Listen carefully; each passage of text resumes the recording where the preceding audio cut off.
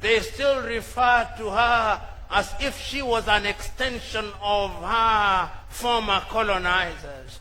They still refer to Africa as Anglophone, to mean English-speaking countries. Even Nigeria is Anglophone, notwithstanding that not more than 20% of Nigerians actually speak English. In Senegal, they are referred to as Francophone, notwithstanding that not more than 20% of them speak French. In Mozambique and Angola, they refer to them as Lusophone, and I'm told they also refer to some of them as Arabophone. Africa is a continent that is always being referred to by others in names that she does not participate in choosing. But even if that were not so, Africa has also suffered the fate of being defined by others. When it was convenient to Europe and America, they referred to us as the Third World.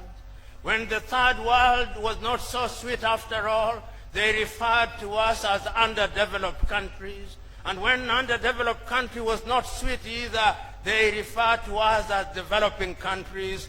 We are always defined and referred to others by terms that are meant to silence us and paralyze us so that we do not appreciate what we are doing. I and you will remember that when African countries regained independence, all of them, all the leaders had clarity of mind. Even the ones that later changed and became monsters were clear in their mind. Sometimes, when I look at Africa from west to east, and I listen to the speeches that were made then, if you care to listen to Leopold Sédar Senghor in Senegal, or Houphouët-Boigny in Côte d'Ivoire, he was clear that Africa had to solve our problems of disease and hunger and ignorance. But it's not only Houphouët-Boigny that was clear, or Senghor. Modibo Keita was clear in Mali, as Amadou Ahidjo was clear in Cameroon. Here in Nigeria, you may or may not agree, but when I listen to the speeches at that time of Nnamdi Azikiwe, Abubakar Tafawa Balewa, and even the Sultan of Sokoto, Ahmadu Bello, their clarity of mind on what Nigeria needed could not be contradicted even if you did not agree with them. When I go to Congo, the man for whom I am named was as clear as Christo Patrice Emery Lumumba. Even David Dacko in Central African Republic was clear, although he later turned into some kind of monster. But clarity was the watchword in those early days.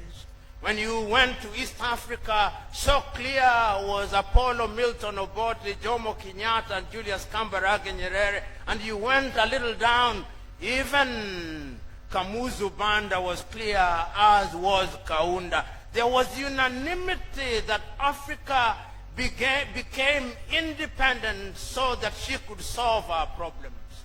But no sooner had we settled or started settling in our independence way than we started experiencing problems. First, the machinations of our erstwhile colonizers, the leaders who had clarity of mind, were removed. Sylvanus Olympio was no more in Togo. Modibo Keita was no more in Mali. In 1966, Osagyefo himself was no more in Ghana. Here in Nigeria, Nnamdi Azikiwe was no more. The Sultan of Sokoto and the Prime Minister Tafawa Balewa were no more and paid the ultimate price. Africa was bleeding. coup d'etats became the thing in Africa, and those who did not love Africa even said that coups were as frequent as breakfast in Africa, but I dare say that even breakfast did not exist on African tables. That is the Africa that we are talking about. An Africa that apparently regained independence but was still controlled from elsewhere. And there is something that you must acknowledge about the erstwhile colonizers. Even when they appear to let you become freedom, they create a body in which they claim that you are equal and free, but equality and freedom is never there. So all former British colonies are still part of the Commonwealth, where they are free, independent, and equal, but the Queen is the permanent head. The former French colonies also exist in a body that is run from France. The former Portuguese colonies also find themselves in that way. The umbilical cord between us and the colonizers was never cut. And when we try to cut it, we realize that the umbilical cord is made of steel. And when we bring tools to cut it, they create a bypass so that we are always linked. That is the reality of Africa. So that today when we talk about globalization, we ask ourselves, is Africa ready for globalization? Is Africa ready for the fourth industrial revolution, they ask? Africa existed during the first industrial revolution in 1760s. The world at that time merely meant Europe, went through the industrial revolution when they migrated from agriculture and they started using equipment and they were mechanized. That happened in Europe, it happened in the United States of America, it happened in Japan, and we are told that we missed the first industrial revolution. There was the second industrial revolution, where they were not just using the machines, but they had graduated a little. They were using not just steam engine, but even the steam itself was being used. We are told we missed the second industrial revolution. In the 1950s, when there was the third industrial revolution, with the world of digitization, we are told that we missed the third industrial revolution. We are now told that there is the fourth industrial revolution and that we must participate in it when we talk about robotics, when we talk about artificial intelligence, when we talk about the Internet of Things. We are told that Africa must participate, and that is another name for globalization. Is it a good thing, this thing called globalization? This thing called globalization means several things. It means, among other things, that our markets must now be open to the world. It means, among other things, that we have become equals in the world and that we can participate. But before I talk about that equality, permit me to take you through recent history of how Africa has been treated. I remember in 1970s and 1980s, the Europeans sat in Europe, and in their magnanimity, because they are ever magnanimous, in quotes and quotes, they took the view that Africans and the Caribbeans and the Pacific needed an arrangement where their problems of poverty, hunger, and climate change ought to be addressed. And they sat down and in 1975 came up with the Lome Convention signed in Togo. The Lome Convention ran its course and Africa did not change. When the Lome Convention had run its circle in the year 2000, they sat again in Cotonou in Benin and came again with the Cotonou Convention. And once again, it ran its course, and the Cotonou Convention did not give birth to anything. In 1980, the World Bank and the IMF, the so-called Bretton Woods institution, sat in New York and said that Africans needed something called structural adjustment. Africa is always the laboratory of new ideas that are conceived by European economists in European universities, and they came here with structural adjustment programs, and they told government, you have no business being in business. African governments listened to them, and whether you are in Nigeria or in Nairobi, Kenya, or in Accra, Ghana, or in Dar es Salaam in Tanzania, there was only one eloquent voice being heard from London, England, and from Washington, D.C., and from Paris, France, telling us, sell all your assets, sell your telecom companies, sell your power companies. We sold them, and they did not perform, and they went back to think of yet another experiment, and I suspect that that experiment is globalization. Why do I suspect that that experiment could be globalization? Because the Western world is never asleep. I remember under the aegis of the United Nations, and the United Nations is a good thing. But remember that when the United Nations organization was created in 1945 in San Francisco in the United States of America, none of the African countries were independent. We were not there. And remember that when they constituted the United Nations, they created something called the Security Council, and no African country sits at the Security Council. Remember that the world is structured in such a way that meetings are held in the world. The first meeting that is normally held is the G7. They were G8 until they expelled Russia. Now they are the G7. When they meet in Davos or they meet in Glen Eagles in Scotland, the 7 leaders of the most powerful economies in the world meet. Occasionally they invite the president of Nigeria because it is the most populous nation in Africa. Occasionally they invite the president of South Africa because it has a large economy, and they also invite the chairman for the time being of African Union. And the first and the last time that you see those presidents is at the photo op. After they have taken the photo on the first day, they are told, you go home. You go home. That is meeting number 1, the G7. Then there is another meeting of the G20. The G20 is a meeting where a few African countries may find themselves. Nigeria finds ourselves there. South Africa finds ourselves there. Occasionally Egypt finds ourselves there. Sometimes Algeria finds ourselves there, but their participation is minimal. Then there is another meeting of the rest, which all the 54 African countries belong to.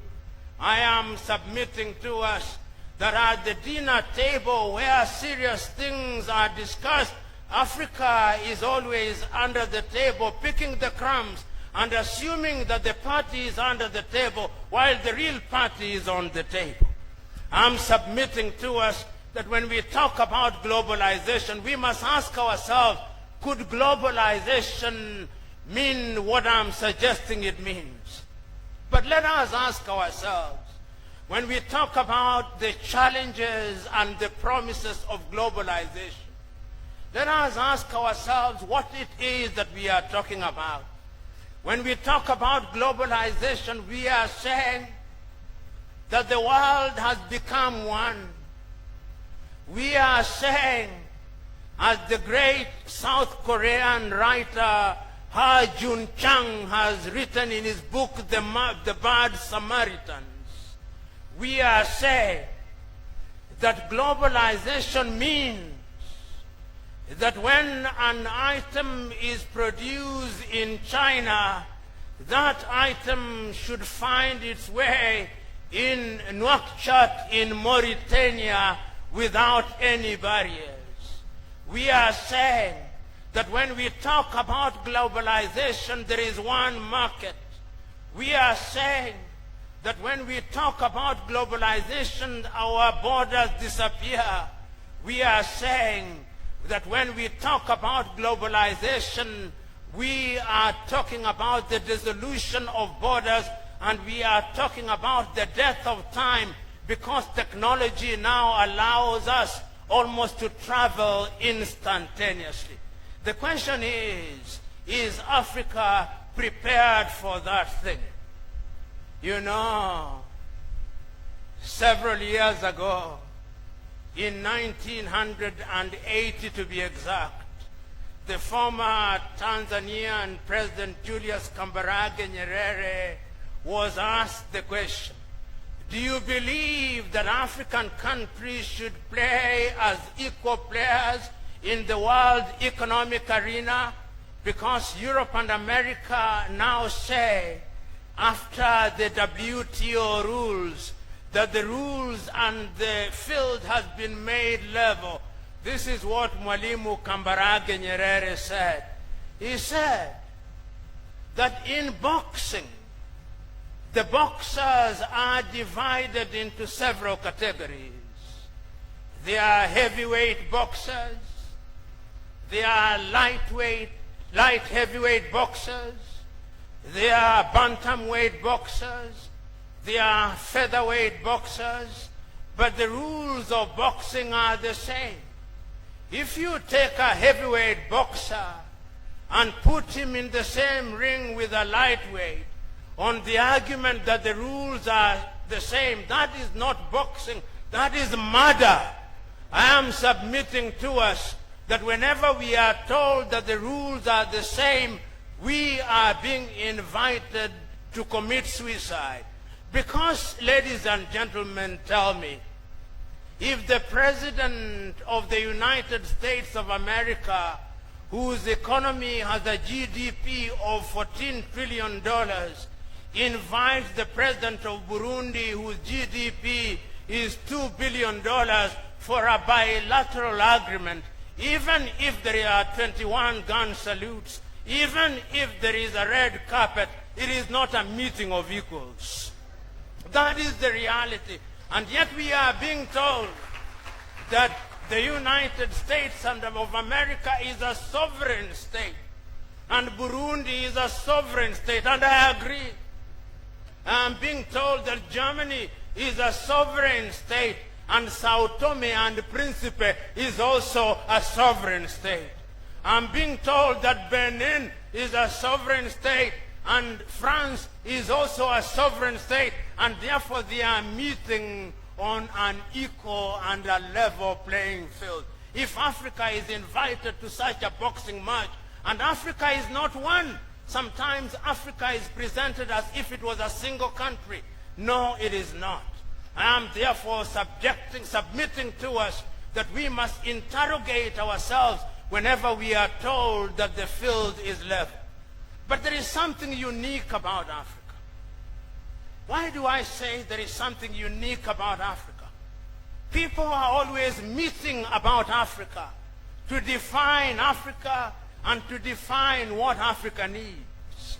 They met in Berlin in 1884 and divided Africa. They never stopped there. Today, everybody is meeting about Africa. The Chinese meet in Beijing, and they invite our leaders to Beijing. Why are they inviting us? Is it because they love us so much? I doubt.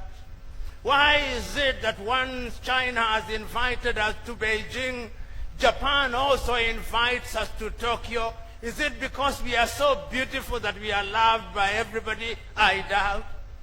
Why is it that once we have been invited to Japan, we are also invited to Washington? Is it because we are so beautiful that nobody can resist us? Why is it that when Washington has finished with us, Europe also invites us to Brussels. Are we so beautiful that we cannot be resisted? And why are we so beautiful that even Russia now invites us? Are we so beautiful that the next person to invite us will be the Arab countries in Doha, in Qatar? We must ask ourselves why we are being invited. As you are asking yourself, I know why we are being invited. We are being invited because Africa is the home of the things that everybody wants. Everybody knows that Africa has all the things that are desirable. And if you doubted that Africa had everything, you start to look at your African map. If you want gold, you go to Johannesburg, South Africa. In fact, the other name of Johannesburg is Igoli, which means gold. If you want diamonds, you climb a little and go to Namibia and to Botswana and to Lesotho, and you find diamond there. And if you want uranium, you just go to Zimbabwe. And if you are tired of looking at uranium in Zimbabwe, you climb the ladder a little and you go to Zambia and you are confronted with copper. And if you are tired of copper, just rise to the Democratic Republic of Congo and you'll ask yourself the question, what was God thinking when he created Congo? What mineral is not there? Everything is in Congo except nothing. That is Africa for you. And when you move out of Congo, you go to the armpit of Africa. As if things can only be hidden in the armpit, you find oil in Equatorial Guinea, and you find oil in Angola. And as if oil was condemned to reside in that part of the world, you find oil off the shores of Gabon. You find oil off the shores of Benin. You find oil off the shores of Cameroon. You find oil off the shores of Nigeria. You find oil off the shores of Ghana. And if you are tired of oil and you now want to go into agriculture, you go to Ghana, and when you are looking for cocoa and before you see cocoa, you meet gold. And if you rise a little up there, you go to Cote d'Ivoire, you meet cocoa. And if you are tired of West Africa and you go to West Africa, come to my Kenya, you meet tea, you meet coffee, and you go to Tanzania and to Ethiopia. What did God not put in Africa?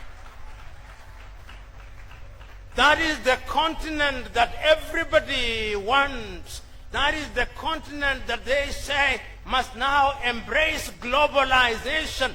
That is the continent that they now say that continent must open our borders. We know it when they tell us to open our borders, and we are being told that is a game of recourse. I refuse to accept. You know, I do not claim the monopoly of knowledge or wisdom, but I know a few things. And one of the things that I know is what globalization should not mean. I know two things, what globalization should not mean and what globalization should not mean. Globalization should not mean that when fish is produced in China, the fish should be marketed in my rural village in Kenya to the detriment of our fishermen. If that is what globalization, we must reject globalization. I refuse to believe that when globalization means that when I want to take a taxi in Lagos, Nigeria, or in Accra, Ghana, there must be an application by somebody sitting in Tallinn, in Estonia, or San Francisco in the United States, running companies called Taxify or Bolt or Uber. If that is what globalization means, then I don't want globalization. If globalization means that when I am at the airport in Nnamdi Azikiwe Airport in Abuja, or Muritala Mohammed in Lagos, Nigeria, or Jomo Kenyatta in Kenya, or Tambo in South Africa, that my food must be prepared and my things must be run by Swissport from Switzerland, if that is what globalization means, then I do not like globalization. If globalization means that Nigeria can produce oil, but that oil cannot be refined in Nigeria, it must be taken by Mobil, by Moxie, by Exxon, by Total, by Elf, then that is not the globalization that I desire. I refuse to accept a globalization that says that diamond is produced in Namibia, in Lesotho, in Botswana, in Sierra Leone, and in Liberia, but the price of diamond is determined in Antwerp in Belgium. I refuse that globalization. I refuse a globalization that says that cocoa is produced in Nigeria. It is produced in Accra in Ghana. It is produced in Cote d'Ivoire, but the largest coffee producers are Cadbury in the United States of America, in the United Kingdom, and the largest producers of chocolate are to be found in Switzerland, Godiva, Ferrero, and Lindt. I refuse that globalization.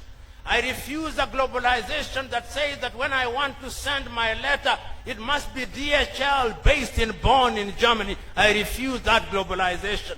I refuse a globalization that tells me that when I'm moving money from Ota to Lagos, it must be G4S in the United Kingdom that tells me and provides me with the means of protecting my money. That is the kind of globalization that is being talked about.